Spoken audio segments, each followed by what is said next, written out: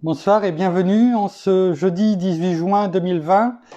Et nous en sommes rendus aujourd'hui à la méditation numéro 90 dans le livre Les psaumes du temps moderne de notre ami pasteur Jean-François Denis. Rappelez-vous aussi, je vous l'ai dit, le livre est sorti, vous pouvez en allant sur la page de Ministère Théovox ou en nous envoyant un message, voir comment nous pourrons nous le procurer afin que vous puissiez le recevoir, alors soit directement, vous voyez avec Nancy, vous lui envoyez un petit message, il n'y a aucun problème. Voyons ensemble maintenant, en ce jour, ce que le titre de ce poème, numéro 90. Un jour, je le sais, sans aucun doute, moi et ma maison, nous servirons tous l'Éternel. C'est un programme. Quand je l'ai médité ce matin, non seulement cela m'a ému, et rappelé tellement de souvenirs et des combats au quotidien. Éternel, tu sais, sans l'ombre d'un doute, que pour un parent, il est extrêmement souffrant et rien de réjouissant de voir sa progéniture vivre avec toi cette rupture, en les voyant à l'ennemi en pâture. J'essaie de tuer dans mon cœur cette évidence même, afin d'oublier cette triste réalité. Tellement est grande cette douleur. De voir certains de nos enfants t'ayant quitté. Toutefois, par la foi, je m'appuie sur ta parole, ta vérité. Ma voix s'élève en larmes et en pleurs à chaque instant de chaque jour pour chacun d'entre eux. Père, je t'en supplie, entends ma prière et vois mon cœur pieux, afin que là où ils sont, tu puisses à nouveau, à eux te révéler. Pour que j'aie la joie et l'espérance de les voir dans ta maison entrer et tes louanges à nouveau célébrer. Chaque matin, mon cœur s'élève à toi avec émoi. Ma prière est de les voir comme dans mes meilleurs souvenirs, servir nul autre que toi, mon roi. Peu importe l'endroit où ils sont actuellement, je sais que toi, tu les vois. Et qu'en eux, tu accrois cette soif insatiable envers toi, telle qu'elle fut autrefois. Moi et ma maison, nous servirons l'Éternel. Ceci est une affirmation qui n'a rien de conditionnel. Elle n'est ni rattachée et n'a rien à voir avec le circonstanciel, mais elle est étroitement reliée à ma foi et à mon combat pour eux, dans la prière, afin de voir ton bras envers eux agir dans le surnaturel. Crois au Seigneur. Crois au Seigneur Jésus et tu seras sauvé, toi et ta famille.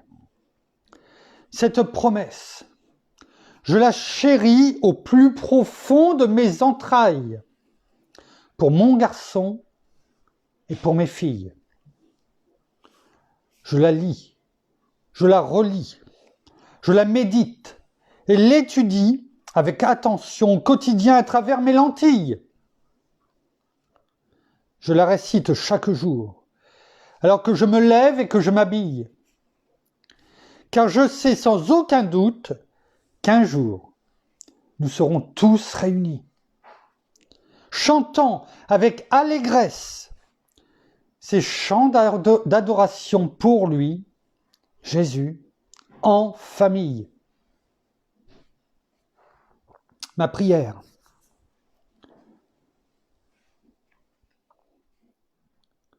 et qu'à travers ma descendance,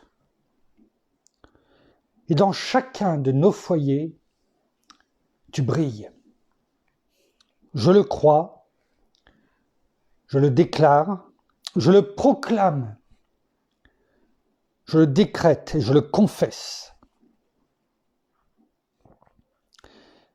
L'Esprit Saint est déjà en action afin de leur faire vivre cette expérience qui sera marquée à jamais leur existence. Car je sais, mon Dieu n'a jamais failli à aucune de ses promesses.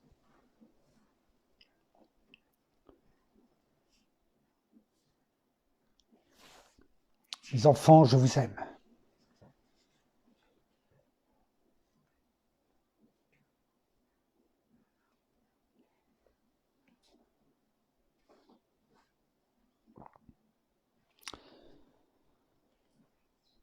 Merci, bien-aimé Saint-Esprit. Merci, Père. Merci, Seigneur, pour ce poème de ce jour et merci. Je sais que tu touches nos cœurs en profondeur et que ce soir encore, tu vas agir. Tu vas déposer ce bon dépôt en chacun d'entre nous. Alors, viens encore nous renouveler.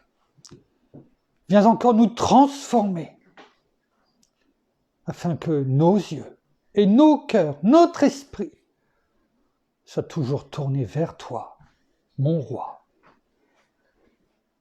Amen. Merci. Est-ce que je peux avoir juste un tout petit peu d'eau également, s'il te plaît? Alors, Pasteur Jean-François nous laisse quelques références ce soir que nous allons lire, que nous allons prendre. Josué 24, chapitre 24, verset 15. Livre des Actes, chapitre 16, verset 31. Romains, chapitre 10, verset 9. Et Éphésiens, chapitre 2, verset 8.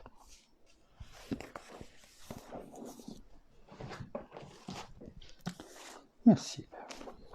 Alors, commençons par Josué. Josué, chapitre 24, verset 15.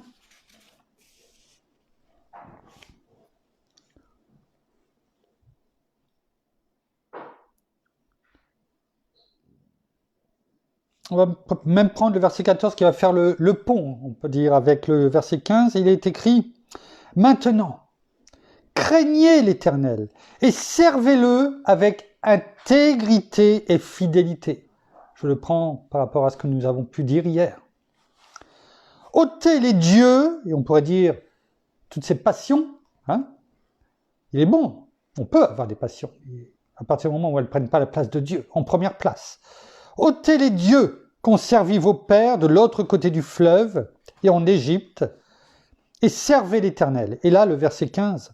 « Et si vous ne pensez pas devoir servir l'Éternel, c'est-à-dire, si vous pensez que c'est mauvais à vos yeux de servir l'Éternel, choisissez, c'est un ordre, choisissez aujourd'hui qui vous voulez servir. Ou les dieux que servaient vos pères, c'est-à-dire toutes les passions aujourd'hui du monde, au-delà du fleuve, ou les dieux des Amoréens dans le pays desquels vous habitez. Moi et ma maison, nous servirons l'Éternel. Merci. Merci un plus.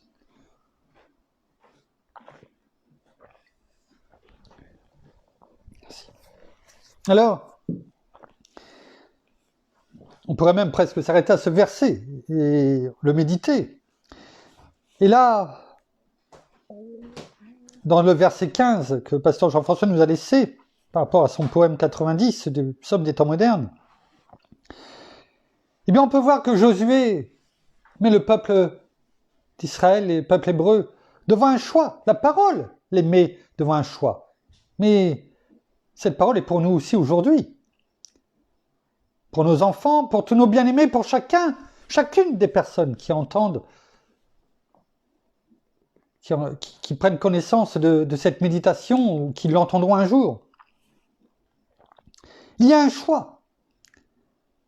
Il y a un choix. Et c'est justement le thème de ce soir, les deux choix possibles.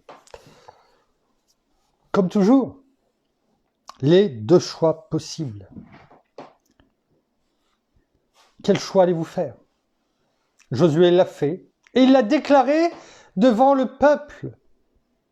Moi et ma maison, nous servirons l'Éternel. C'était une certitude. Ça ne pouvait pas en être autrement, comme on a pu le lire dans le psaume des temps modernes, à l'instant. Ce n'est pas du conditionnel, c'est du présent. Et ce présent, c'est un présent continu qui nous parle encore à nous aujourd'hui. Et je le dis, moi et ma maison, nous servirons l'Éternel. Il y a un appel divin. Dieu nous appelle à devenir ses enfants. Il nous appelle, il nous donne le choix, il nous tend la main. Il nous dit, viens, fais le bon choix. Fais le bon choix. Dans le livre des Actes, chapitre 16, verset 31, livre des Actes, chapitre 16, verset 31, il est écrit, et là, quand même pour situer le contexte, Paul et Silas, c'est-à-dire Pierre, parce que l'apôtre Paul appelait l'apôtre Pierre Silas, S-I-L-A-S, et ils étaient ensemble du côté de la Macédoine, du côté dans la ville de Philippe, les Philippiens. Et ils prêchaient, et on l'a déjà médité, ils étaient, pendant qu'ils allaient à l'endroit pour prier, ils étaient suivis par une femme qui disait au peuple, tout haut, tout fort, ils sont venus pour proclamer la parole de Dieu, écoutez-les.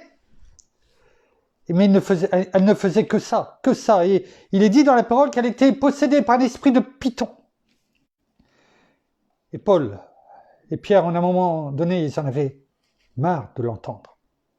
Et ils se sont retournés, ils ont chassé cet esprit de Python. Et, bien entendu, cet esprit est parti.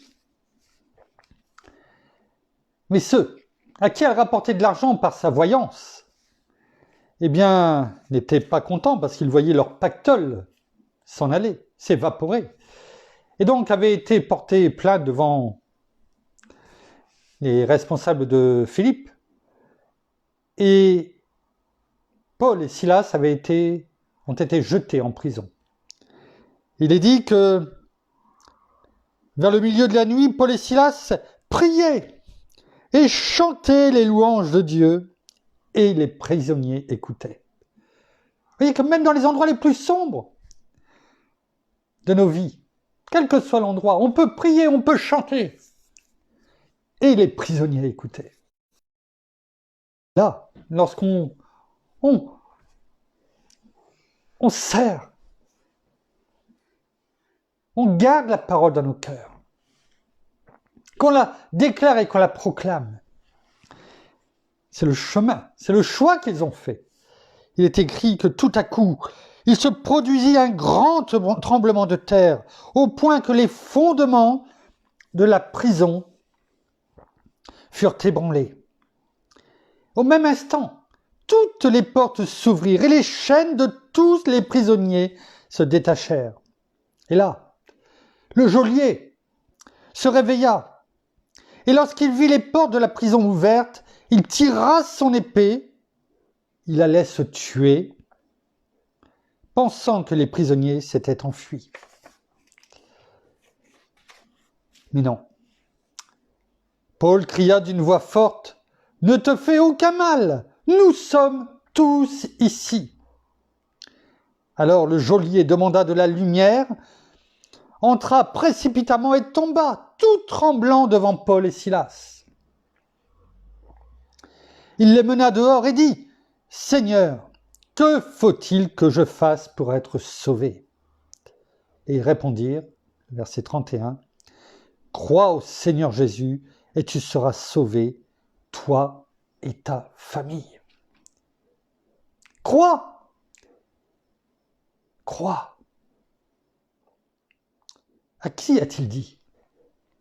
À qui ont-ils dit de croire? Au geôlier. Au geôlier, crois. Et tu seras sauvé, toi et ta famille. La famille, elle n'était pas avec le geôlier en prison. C'est au geôlier que Paul et Silas ont dit crois. Il est bon, même si au départ il n'y a qu'une seule personne qui croit, mais de déclarer, proclamer que moi et ma famille nous servirons l'Éternel, même si au départ on est tout seul. Et ça honore Dieu. Et ce qu'a fait le geôlier, il a cru. Il a amené Pierre et Silas chez lui. Et là, ils ont tous été baptisés, sauvés. Gloire à Dieu. Dans Romains chapitre 10, verset 9, il est écrit, « Si tu confesses de ta bouche le Seigneur Jésus et si tu crois dans ton cœur que Dieu l'a ressuscité d'entre les morts, tu seras sauvé. » Il y a une part à faire. Dans Éphésiens chapitre 2, verset 8, il est écrit, et c'est important, « C'est par la grâce, en effet, que vous êtes sauvés. » C'est par grâce. Le geôlier et toute sa famille ont été sauvés. Parce que, par cet esprit de Python qui a été chassé, même s'ils se sont retrouvés en prison, c'était l'endroit où ils devaient être à ce moment-là, pour que le geôlier et toute sa famille soient sauvés. Et peut-être même d'autres prisonniers, peut-être. Et peut-être combien, par le geôlier et sa famille, ont été peut-être sauvés. Nous ne savons pas. La parole ne nous en parle pas. Mais c'était là où ils devaient être. Et plutôt que de se lamenter, Paul et Silas chantaient, priaient. Dieu a répondu. Car il est écrit dans Romains 8, 28, « Au reste, tout concourt au bien de ceux qui aiment Dieu et qui sont appelés selon son dessein. » Et c'est vrai que quelquefois, nous ne voyons pas pourquoi nous sommes dans cette difficulté, peut-être dans un moment précis où nous voudrions être ailleurs. Nous. Mais continuons à nous adresser, à louer, à prier. Et Dieu va faire concourir toutes choses à son bien, et pour notre bien, et pour le bien des autres. C'est par la grâce, en effet, que vous êtes sauvés, par le moyen de la foi. Et cela ne vient pas de vous, c'est le don de Dieu. Nous avions déjà pu le méditer. Alors, 2 choix possibles. Le mauvais ou le bon. Il n'y en a pas 50, il n'y en a que 2. Tu sers ou tu ne sers pas. Alors, on va juste en prendre 2 de chaque, parce qu'on aurait pu faire beaucoup plus long, il y avait beaucoup plus de versets en rapport, mais sinon ça ferait beaucoup trop de choses à dire. Et regardons déjà, pour commencer, le mauvais choix. Dans Proverbes, chapitre 1, versets 22 à 33. Écoutez bien. Voici ce que la parole nous exhorte à comprendre. Jusque à quand, stupide, aimerez-vous la stupidité? Jusque à quand les moqueurs se plairont-ils à la moquerie? Je ne vous l'explique pas, parce que c'est tellement facile à comprendre. Jusqu'à quand tu resteras sur ce chemin, à faire des choses que tu sais qui ne me rendent pas honneur? Et les insensés haïront-ils la connaissance? Parole de Dieu. Revenez. Il y a toujours le moment. On peut revenir. On peut faire marche en arrière. Il suffit de se tourner. Revenez pour écouter mes réprimandes. Eh oui. Oui. Simplement lire la parole. Forcément, c'est comme des réprimandes. Parce que ça nous met devant nous ce que nous avons fait de mal. Voici que je répandrai sur vous mon esprit. Je vous ferai connaître mes paroles. C'est la bonne nouvelle. Même s'il y a des réprimandes en lisant, et qu'on est saisi par la tristesse que nous recevons, que nous avons, d'avoir déshonoré notre Père, notre Seigneur. Mais il répand sur nous son esprit, et c'est ça qui est beau. Il nous accepte, il nous tend les bras, il nous serre de ses bras d'amour. Puisque j'ai appelé et que vous avez résisté, il nous appelle en permanence, toi, mon fils, toi, nos filles, toi, nos bien-aimés. Il t'appelle. Il t'appelle. Ne résiste pas. C'est pour ton mal que tu résistes. Puisque j'ai étendu ma main et que personne n'y a prêté attention. Vous êtes en train de vous noyer, une main se tend et vous la regardez. Vous savez que vous allez être sauvé si vous prenez cette main. Et vous ne tendez pas la main. Vous ne la prenez pas, vous ne la serrez pas. Vous pouviez être sauvé. Pourquoi ne prends-tu pas la main? Préfères-tu te noyer dans les noirceurs de ta vie?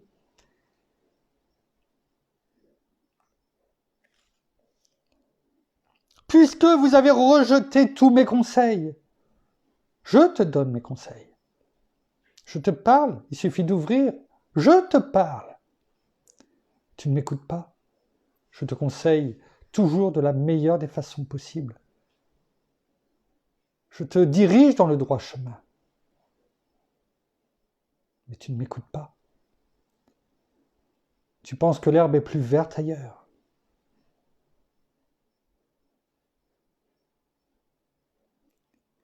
Tu te trompes. Arrose devant toi, comme je l'ai déjà dit. Arrose-moi, arrose devant toi de ma parole. Et tu vas voir toutes ces belles choses que je vais faire surgir en toi et devant toi. Écoute mes conseils. Et que vous n'avez pas voulu de mes réprimandes. Moi aussi. Écoutez bien. Et ne venez pas vous plaindre. Ne venez pas vous plaindre. Vous avez entendu. Parce que c'est ce que nous entendons. Partout à travers le monde. Moi aussi, je rirai quand vous serez dans le malheur. Pourquoi Dieu n'est pas là? Je ne comprends pas. Je ne comprends pas. Quand je l'appelle, il ne me répond pas. Mais tu n'as pas fait tout ce qui est avant. Il t'a tendu la main, tu ne l'as pas prise. Tu n'as pas voulu écouter ses réprimandes. Tu n'as pas voulu écouter ses conseils. Tu t'es détourné. Et là, tu viens simplement quand tu as besoin. Mais tu ne te repens pas. Tu ne veux pas changer. Plutôt que de regarder ce que tu as fait de mal et de venir à genoux, demander pardon, tu me dis simplement pourquoi tu n'es pas là. Si Dieu existait, Si tu existes, pourquoi je suis comme ça? Pourquoi il m'arrive ça? Non, regarde à toi. Regarde pourquoi cela t'arrive. Tout simplement parce que tu m'as renié de ta vie.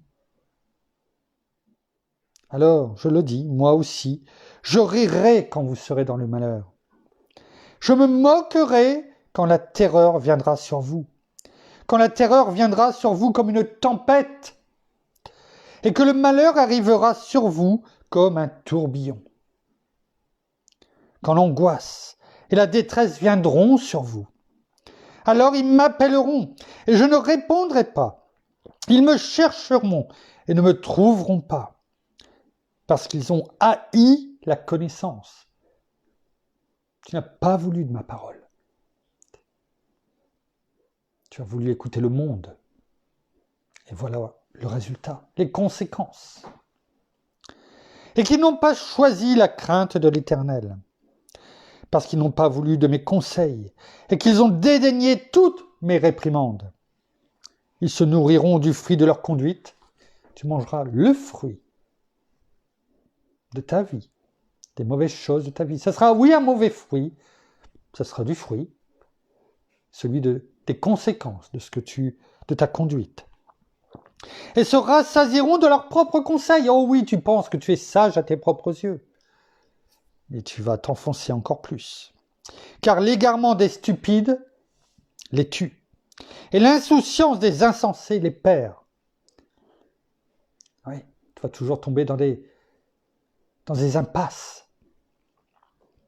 Mais, et c'est ça la bonne nouvelle, il y a toujours une sortie. Vous savez, la sortie de secours. Toujours obligatoire. Il y a une sortie de secours. Regardez. Mais celui qui m'écoute aura la sécurité dans sa demeure. Il vivra tranquille, sans craindre le malheur. Et pour ça, il va faire un revirement. Écoutez. Gardez ses paroles. Donc il y a, et c'est ça qui est encourageant. C'est pour cela que nous prions. Pour tous nos enfants, nos bien-aimés. Pour des personnes que nous connaissons et qui ne sont pas encore à toi, Père. Que nous prions. Parce que nous savons qu'il y a toujours une sortie de secours. Et c'est ça qui nous tient. Regardez, ces deux chemins, on le retrouve dans quelque chose que vous connaissez, un verset que vous connaissez bien, Deutéronome 30, verset 19. J'en prends aujourd'hui à témoin contre vous le ciel et la terre. Le ciel et la terre. Ce sont mes témoins. J'ai mis devant toi la vie et la mort, la bénédiction et la malédiction. Choisis la vie afin que tu vives, toi et ta descendance. Le geôlier l'a fait. Il a posé la question, que dois-je faire pour être sauvé ?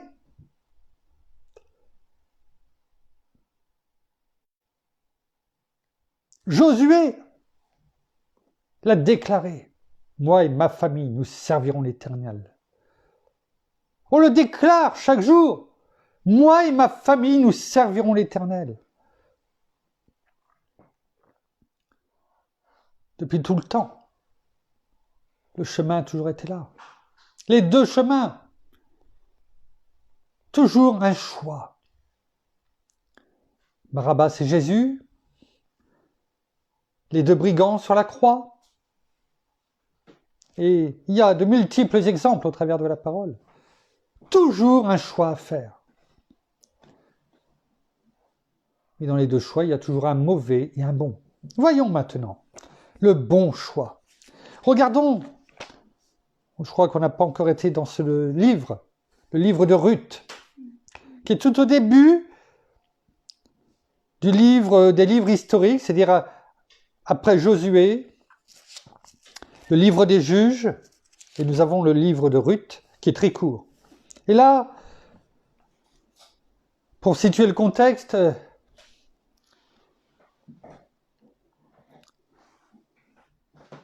il y a une femme, Noémie, si je ne me trompe pas,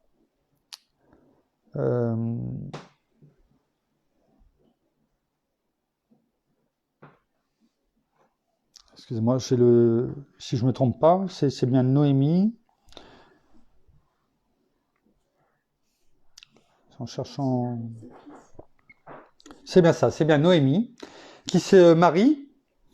Elle a 2 fils, et quand ils sont grands, eh bien, son mari décède, et, comment dirais-je, ses 2 fils se marient avec des Moabites, et 2 femmes moabites, et eux aussi décèdent. Et elle décide, Noémie, de repartir bien dans son pays. Pardon ? Non, c'est Noémie, j'ai bien dit, c'est Noémie, décide de repartir dans son pays, et donc ses filles, enfin ses belles-filles, pardon, donc décident au départ de vouloir venir avec, et puis finalement elle dit non, vous êtes trop jeune, vous pouvez encore vous marier, etc., etc., et donc elle dit retournez, et faites votre vie quelque part. Et donc, il y en a une qui part. On n'en entend plus parler. Et cette femme, à ce moment-là, on la voit, elle s'appelle Orpa, O-R-P-A. Et elle part et on n'en entend plus parler. Et il y en a une qui, finalement, décide, et pourtant, ce n'était pas son Dieu, décide de s'accrocher à Noémie. Alors qu'elle venait de se marier avec son fils. Et de suivre sa belle-mère. 2 chemins, au travers de ses 2 belles-filles, pardon. Et Ruth restera dans l'histoire. Je vous invite à lire ce livre de Ruth qui est très court. C'est le reflet de ces 2 chemins. 2 chemins, un choix. Elle aurait pu partir comme sa belle-sœur Orpa, et elle a préféré rester et suivre Noémie qu'elle connaissait de pratiquement peu de temps. Et de la suivre, et de s'accrocher à elle, de s'attacher à elle, et de la servir. Et là, il est écrit au verset 16, Ruth dit, « Ne me pousse pas à te quitter, à me détourner de tes pas. Où tu iras, j'irai. Où tu demeureras, je demeurerai. Ton peuple est mon peuple, et ton Dieu est mon Dieu. » Bénie soit cette femme qui a fait un choix et qui le suivra jusqu'à la fin. Et elle sera bénie. Au point que la parole, elle demeure à tout jamais dans la parole, comme un exemple du chemin, non seulement d'humilité et du chemin à suivre. Est-ce que nous sommes prêts à dire, Seigneur, où tu es, je suis, je demeurerai, je te chercherai et je resterai auprès de toi, tout le temps. C'est cela qui nous est appelé à faire, à chacun d'entre vous, mes enfants, mes bien-aimés, de faire vôtre cette parole de Noémie, de Ruth. Où tu iras, j'irai, où tu demeureras, je demeurerai. Et elle a appris, elle a progressé, et elle a été bénie.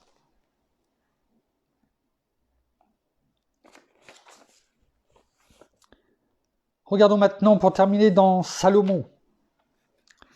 Salomon, dans premier livre des rois, un peu après donc Ruth, chapitre 3, versets 8 à 14. Regardez. Là aussi, le choix. Salomon, fils de David, qui a été oint roi, et puis il était là pour construire le temple de Dieu.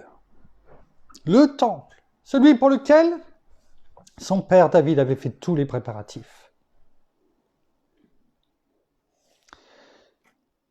Et Dieu, pendant qu'il dort, eh bien, vient en songe, lui demander ce qu'il veut, quelque part. Et donc il dit, ton serviteur est au milieu de ton peuple. C'est Salomon qui parle. Celui que tu as choisi, peuple nombreux, qui ne peut être ni évalué ni compté à cause de son grand nombre. Accorde donc à ton serviteur. Et là, on s'attend à ce qu'il demande pour s'occuper de tout ce peuple qui est tellement nombreux. Bien sûrement, en tant que roi, beaucoup d'argent, la gloire, le respect, l'autorité. Regardons ce qu'il demande. Accorde donc à ton serviteur un cœur attentif, c'est-à-dire un cœur qui entend, pour gouverner. Et là, dans le sens gouverner, c'est le sens de juger. Parce que avant le livre des rois, c'est le livre des juges. Et les rois, à ce moment-là, jugeaient eux-mêmes. Ils faisaient les deux. Hein, c'est dans ce sens-là. Pour gouverner, pour diriger, mais aussi pour juger. Avoir un cœur comme un juge, droit. Pouvoir prendre la bonne décision. Donc, un cœur attentif pour gouverner ton peuple. Et non pas mon peuple. Hein? Pour discerner le bien du mal. Et les deux chemins. Car qui pourrait gouverner ton peuple, ce peuple si important? Il s'humilie. Qui pourrait le gouverner? Moi, roi Salomon, je ne suis qu'un roi. Toi, tu es Dieu. Cette demande formulée par Salomon plut au Seigneur. Alors Dieu lui dit, puisque c'est là ce que tu demandes, et que tu ne demandes pas pour toi une longue vie,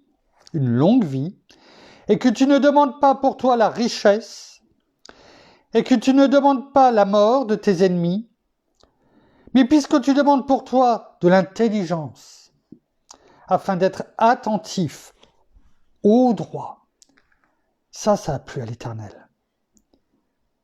Tu ne m'as pas demandé d'argent, tu ne m'as pas demandé de vivre vieux, tu ne m'as pas demandé de me débarrasser, de tuer tous tes ennemis. Mais tu m'as demandé ce qu'il faut pour simplement avoir la sagesse de gouverner, de juger mon peuple. Alors, voici, j'agirai selon ta parole. Vous voyez comme quoi ce que l'on demande a toujours un impact, une conséquence. Je te donnerai un cœur sage, ce que tu as demandé, et intelligent, tu auras la sagesse et l'intelligence divine. De telle sorte qu'il n'y aura eu avant toi, et qu'il ne surgira après toi personne de semblable à toi.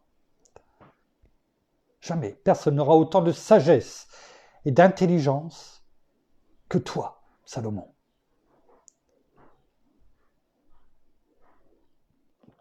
Je te donnerai en outre ce que tu n'as pas demandé. Tu ne l'as pas demandé, mais moi, pour te récompenser quelque part, de ta fidélité, de ton humilité, du chemin que tu voulais prendre pour toi, mais aussi pour, quelque part, ta famille, mon peuple.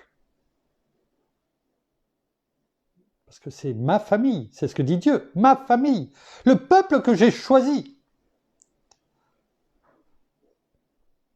Alors, je te donnerai en outre ce que tu n'as pas demandé, aussi bien la richesse que la gloire. Tu auras la richesse en plus, la gloire, de telle sorte qu'il n'y aura pendant toute ta vie aucun homme parmi les rois qui soit semblable à toi. Et regardez, ce n'est pas fini. Et si tu marches dans mes voies, si tu restes, si tu continues à choisir ce bon chemin, en observant mes prescriptions et mes commandements, si tu fais ce que je te dis, contrairement à ce que nous avons pu lire tout à l'heure, comme le dit la parole dans le Nouveau Testament, si tu gardes ma parole, c'est celui qui m'aime. C'est la même chose. Comme a marché ton père David, ça me montre qu'on peut chuter, on peut avoir fait des erreurs, mais on s'humilie, on revient. Je prolongerai tes jours. Donc en plus, je te donnerai ce que tu n'as pas demandé, une longue vie, la richesse, la gloire, la victoire sur tes ennemis. Et ça a été le cas.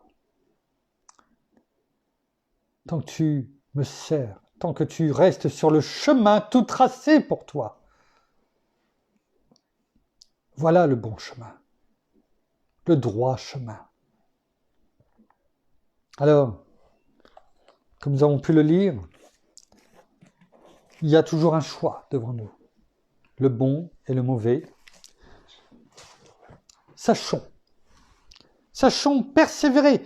On aurait pu lire d'autres versets, comme dans Ésaïe, où Élie, non, dans Roi, pardon, où Élie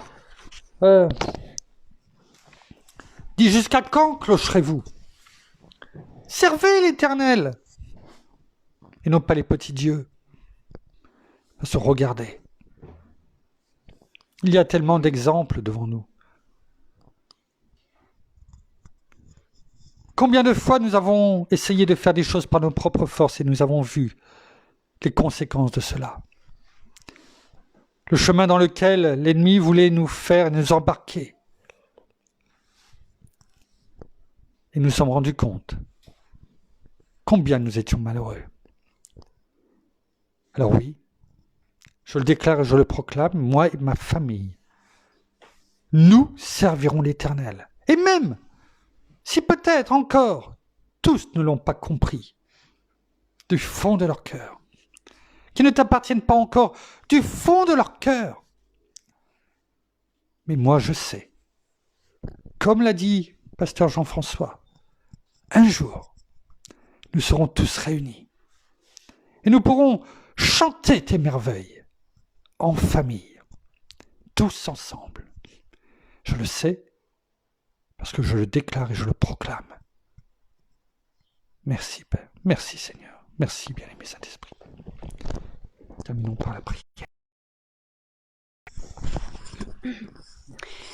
Merci Seigneur encore pour ce moment de partage. Merci encore de te révéler à chacun d'entre nous. Merci que chacun d'entre nous, nous tournions nos regards vers toi et que si pour certains les choses ne sont pas dans leur cœur, que tu te révèles réellement à eux chaque jour et qu'ils puissent venir à toi encore et vraiment te demander pardon et qu'ils puissent vraiment se tourner vers toi et chanter tes louanges, chanter ta gloire, chanter ton nom et le proclamer, le déclarer dans chacune de leurs vies. Alors oui, nous voulons te servir, Seigneur Jésus, nous voulons vraiment être avec toi chaque jour de nos vies. Nous voulons vraiment encore, choisir le bon chemin que tu nous as demandé de choisir. Alors non seulement nous, mais quand nous parlons de nous, c'est nous, nos enfants, nos familles, nos bien-aimés, les personnes qui nous sont proches. Et que vraiment nous formions cette famille que tu nous demandes d'être, que nous ne formions qu'un avec toi, Seigneur Jésus, et que nous puissions vraiment te louer et t'adorer chaque jour de notre vie. Alors oui, révèle-toi encore à ceux qui n'ont pas encore ce cœur droit, ce cœur juste devant toi. Révèle-toi à eux chaque jour dans leur vie et qu'ils puissent serrer non seulement ta parole mais toutes les choses que tu mets dans leur cœur et que vraiment tu puisses encore ouvrir leurs yeux, ouvrir leur cœur et que ça ne soit plus un cœur de pierre mais un cœur de chair qui se trouve devant toi et que tu puisses briller dans leur vie, dans leur cœur comme tu brilles dans le nôtre. Alors oui, nous te servirons, non seulement nous, mais notre famille et toutes les personnes qui seront avec nous. Alors oui, proclamons ton saint nom, Seigneur Jésus, proclamons ta victoire dans nos vies, dans le nom de Jésus. Amen. Amen. Merci. Merci. Voilà, ainsi s'achève la méditation de ce soir. Merci pour le téléphone. Ainsi s'achève la méditation de ce soir. Et comme bien entendu chaque soir, nous vous bénissons abondamment de toutes les bénédictions spirituelles dans les lieux célestes en Christ. Nous vous souhaitons une très bonne soirée. Et nous vous disons à demain, au même endroit, à la même heure. En tout cas, nous serons présents. Nous vous aimons. À bientôt. Au revoir.